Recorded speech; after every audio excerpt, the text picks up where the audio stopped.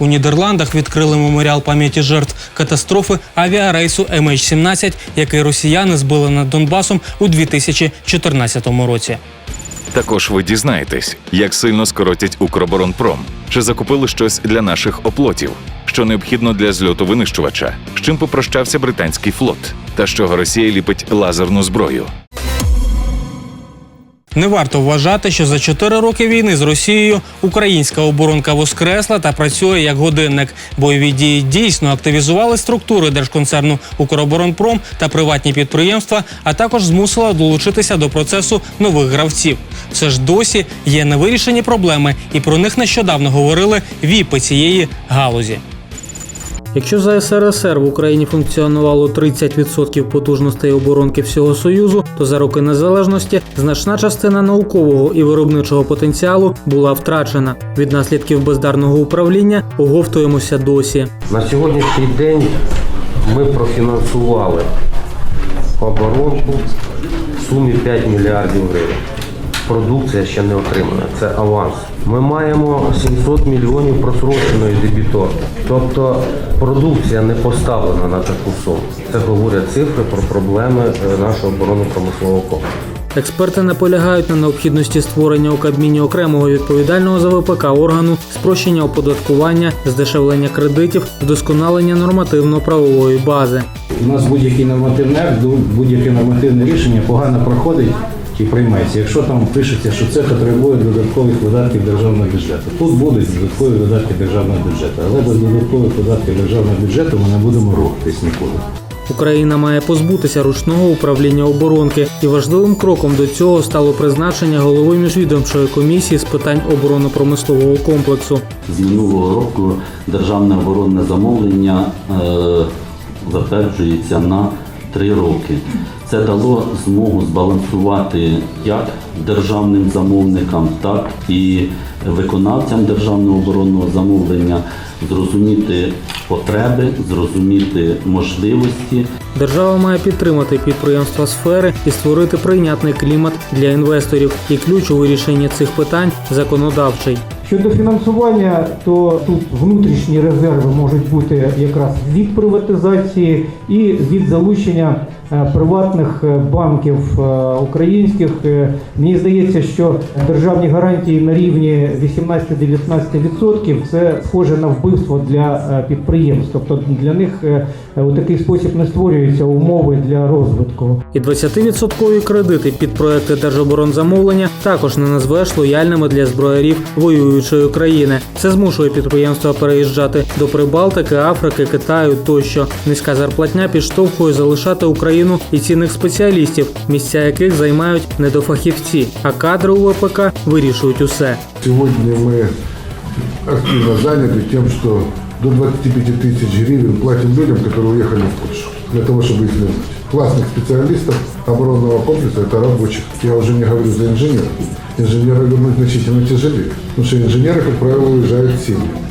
Вкладати кошти потрібно не лише у розвиток персоналу, а й нові оборонні розробки. І українська армія щороку фінансує по 30 перспективних проєктів. Важливість цього чудово розуміють приватники, але не держпідприємства. Як приклад «Дозор-Б», у вдосконалення якого за роки війни не було вкладено достойних коштів. За цей же період бізнесмени створили близько 10 різних броньовиків. Але й у них далі постає проблема із сертифікацією за стандартами НАТО, яка коштує 900 тисяч за одну машину. Це непідйомні кошти, особливо в умовах, коли рівень прибутку з 30% за роботу у 5 з комплектуючих нещодавно Кабмін повернув у вихідне положення – 21% відповідно.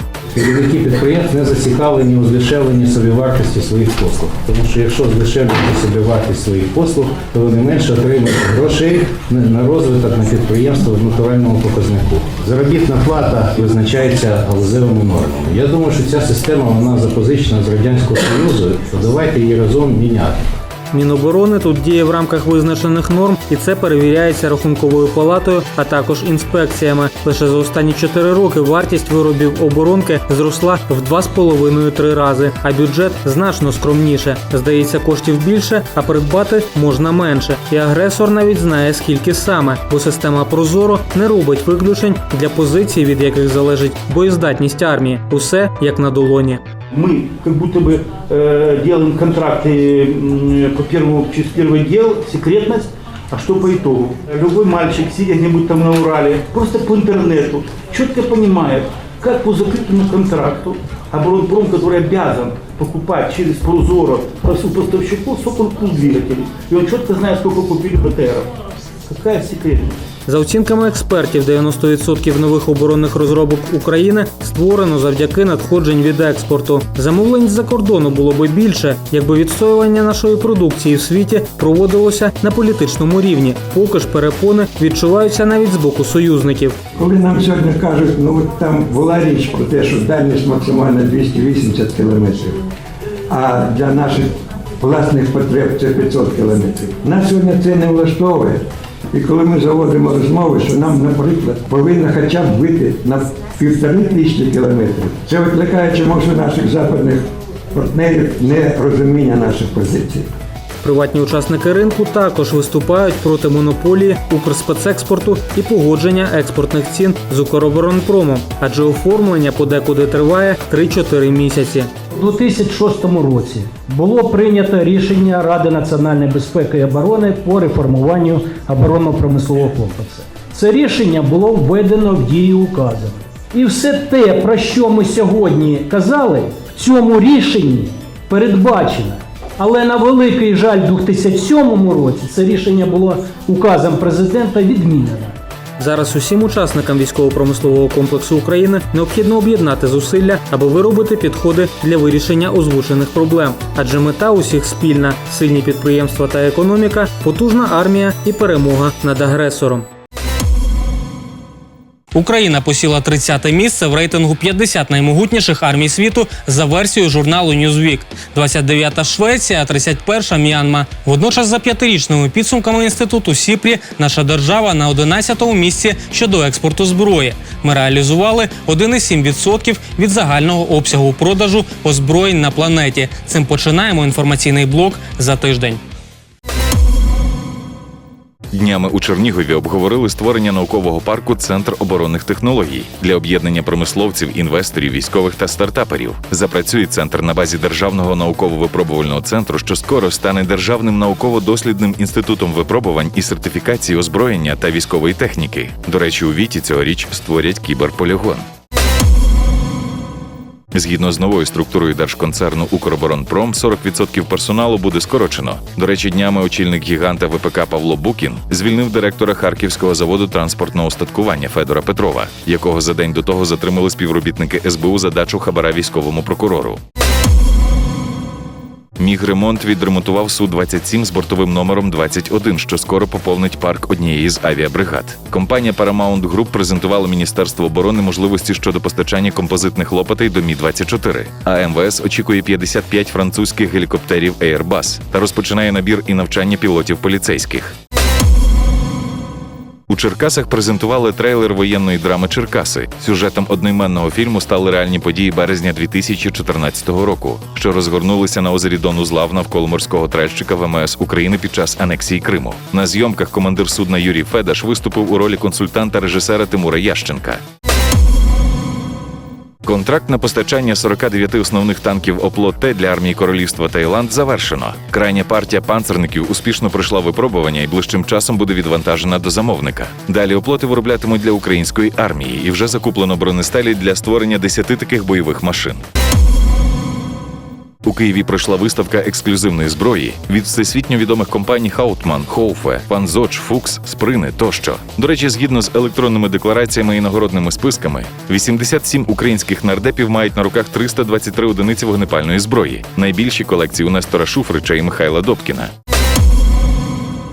У США випробували новий матеріал для бронезахисту. Комбінований пінометал з нержавіючої сталі розстріляли з 23-мм авіагармати. А в інтернеті з'явилося відео нового спорядження Аеріелі від компанії Stekinetics. Прозорий нашоломний дисплей Shades дає інформацію в режимі онлайн, а система Arctic регулює температуру тіла.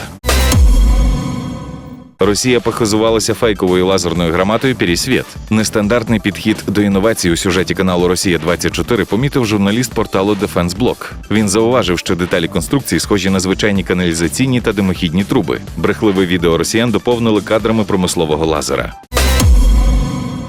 Компанія Kongsberg Logistics презентувала бойовий модуль «Хамс» для бронетранспортерів VBCI армії Катару. Уралвагонзавод відправив перші 10 БМП-Т «Термінатор-2» до військової частини на Уралі. А Китай показав колісний танк VP-10 з 105-мм гарматою, здатною пробивати броню 650 мм з динамічним захистом.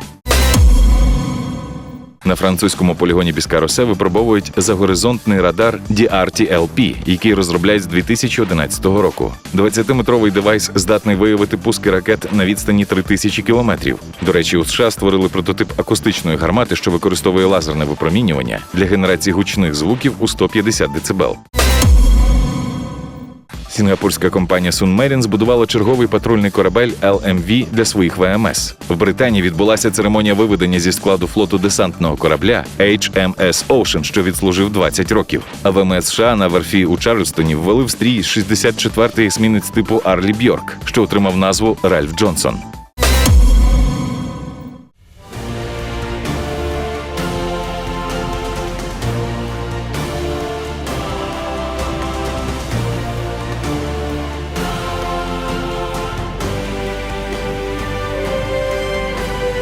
전 세계 평화를 지키는 그런 소중한 전력 자산이 되리라고.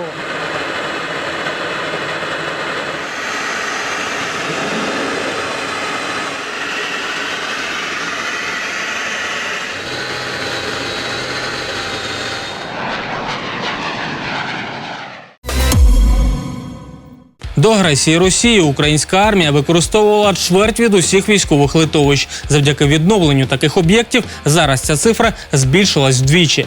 Вони комплектуються необхідним персоналом і технікою. Тож наш журналіст Юрій Стоянський вирішив з'ясувати, що треба для того, аби винищувач здійнявся в небо.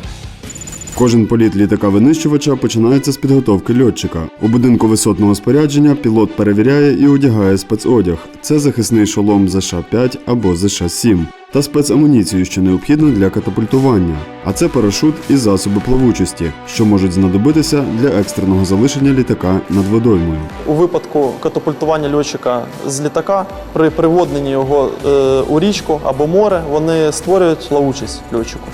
Тобто утримують його на воді. Шлем захищає від можливих ударів по голові, які можуть прийти.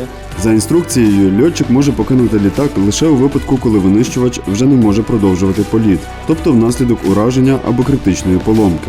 У льотчика є алгоритм дій в залежності від того, над якою територією він знаходиться, в залежності від того, на якій висоті він знаходиться. Крім того, в льотчика є наземний аварійний запас, який катапультується разом з ним.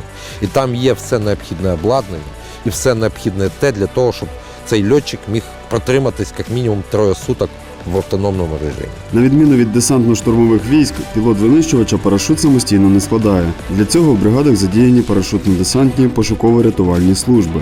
Крім складання парашуту, двічі на рік вони проводять заняття з пілотами по десантуванню і виживанню за різних кліматичних та географічних умов. Також служба організовує пошуково-рятувальні заходи. Крісло виставлене, спрацьовує на 4 кілометрах. Якщо нижче катапультування проходить, він негайно вводиться.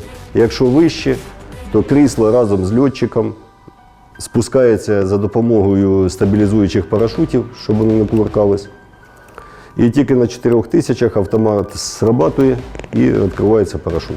Парашут пілота літака відрізняється від десантного. В його куполі є спеціальні отвори для пропускання повітря, адже катапультування з винищувача відбувається на високій швидкості. Після того, як пілот пересвідчився у справності особистих засобів безпеки, він отримує літак, справність і технічна готовність котрого забезпечується службою ТЕЧ. Технічно-експлуатаційна частина ТЕЧ – це своєрідне СТО для винищувачів. Тут їх перевіряють, ремонтують і тягачами доставляють на взлітну смугу.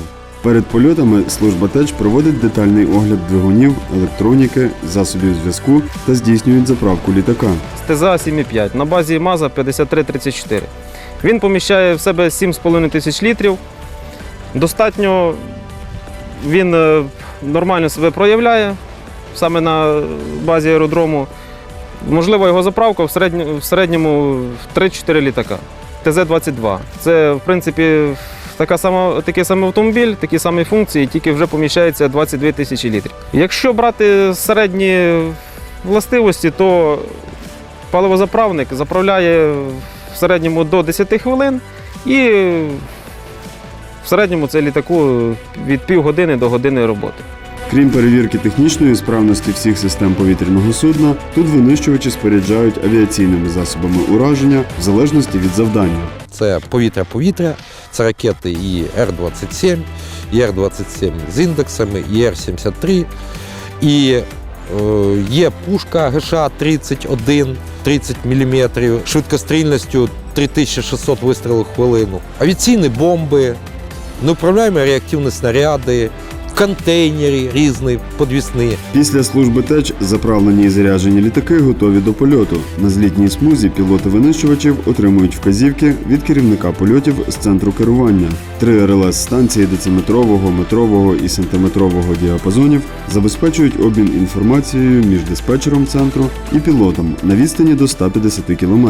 За допомогою цієї інформації ми визначаємо місце літака в площині. Також є радіолокаційні гравестоміри, які визначають висоту повітряного судна. Інформацію від літака ми отримуємо за допомогою відображеного сигналу або активної відповіді від літака апаратурою, яка встановлена на літаках. Також з центру керування польотів пілот отримує дані про повітряну обстановку. Основним завданням центру є недопущення небезпечних зближень винищувачів з усіма іншими повітряними суднами. Метеорологічна служба слідкує за погодними умовами, висотою хмар, враховує міграцію птахів. Але для бойового вильоту винищувача погодні умови не мають значення, тільки під час навчальних польотів. У нас винищувач все погодний. Якщо відомість буде 10 метрів, буде йти сніг з льдом і там, я не знаю, будь-яка погода, для бойового виліта це не є підставою його припинення. Крайня технічна складова забезпечення польотів – посадково-радіомаякова служба. Вона передає інформацію пілоту про положення літака відносно курсу. Загалом основний літак армії Міг-29 перебуває у нас на озброєнні більше 25 років. Він вже не раз зазнавав модернізації як двигунів, механіки, бортового обладнання, так і бойової складової, пристроїв прицілювання та засобів ведення вогню. Давно вже потрібно оновлювати парк бойових машин у всіх частинах, бо машини ще можна розвивати, їх можна модернізувати, тобто літак Міг-29, він є як не літак, а вже як бортовий комплекс, вже його так називають. Його ще можна модернізувати, але, на мою думку, йому лишилося ще 5-7 років. Обслуговування наших 29-ок коштує державі втричі дешевше, ніж, наприклад, того ж F-16. Тож лише час покаже, на що їх замінять. Наступного разу дізнаєтесь про спорядження собак та сімейство бронемашин «Аякс». Якщо не встигли подивитись цей випуск, шукайте на сайті 24 каналу та ютубі Військового телебачення України. Дякуємо, що дивитесь нас.